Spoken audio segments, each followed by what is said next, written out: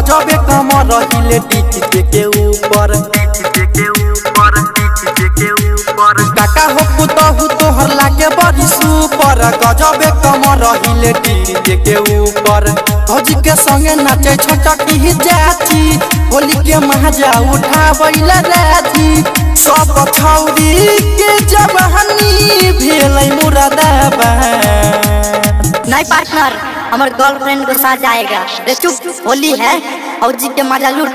तो काका तोरा बहुओ जिंदाबाद जिंदाबाद जिंदाबाद ओ काका तोर पुतहुओ जिंदाबाद जिंदाबाद। ओ काका तोरा बहुओ जिंदाबाद तोर पुतहुओ जिंदाबाद ओ काका तोरा बहुओ जिंदाबाद तोर पुतहुओ जिंदाबाद।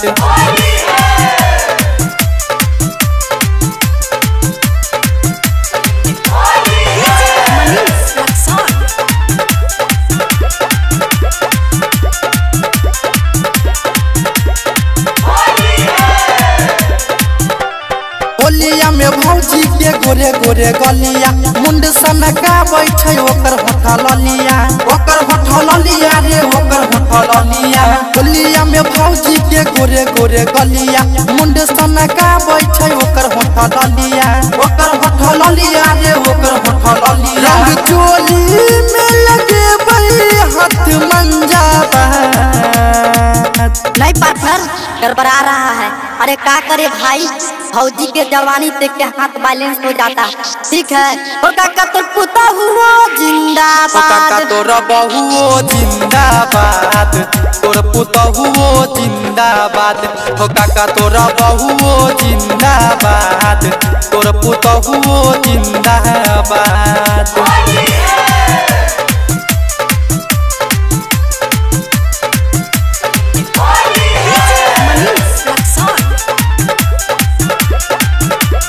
Recording studio Darbhanga.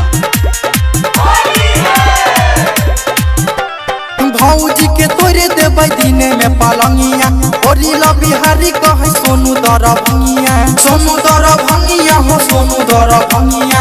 भौजी के तोरे देबै दिने में पलंगिया राइटर सावरिया कहे सोनू दरभंगिया हो सोनू दरभंगिया। लहंगा में पटाबे दाना यूरिया का। यस पार्टनर होली में सब चलता है इसीलिए कहते हैं पुराना मानो होली है। भौजी के जोगनो जिंदाबाद और भौजी के चोलियो जिंदाबाद जिंदाबाद। ओ काका तोरा बहुओ जिंदाबाद तोर पुतहुओ जिंदाबाद ओ काका तोरा बहुओ जिंदाबाद तोर पुतहुओ जिंदाबाद। Recording studio Darbhanga.